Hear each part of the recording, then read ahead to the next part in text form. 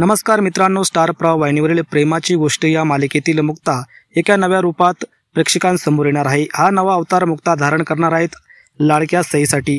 सईवर मुक्ताचं जीवापाड प्रेम आहे। सईशिवाय ती एक क्षणही राहू शकत नाही। मात्र चिमुकली सई मुक्तावर रुसली आहे। मुक्ताईचं पूर्वीसारखं आपल्यावर प्रेम नाही असा गैरसमज तिने करून घेतलाय, म्हणूनच ती रागावलेली आहे। सई सध्या मुक्तापासून दूर सावनीच्या घरी राहत आहे।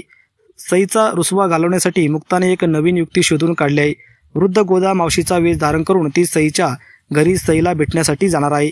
आपल्या मुलाच्या प्रेमाखातर एक आई काय करू शकते याचं उत्तम उदाहरण म्हणजे मुक्ताई। मुक्ताईचं हे नवं रूप सावनीला सोडो की पळो करून सोडणार आहे।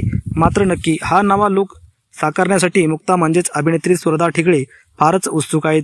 पहिल्यांदाच अशा प्रकारची भूमिका साकारते आहेत। गोदा हे नवं पात्र साकारण्यासाठी माझी 4 वेळा लुक टेस्ट झाली आहेत। संपूर्ण टीमने हा लुक साकारण्यासाठी बरीच मेहनत घेतली आहे असं ती म्हणाली आहे।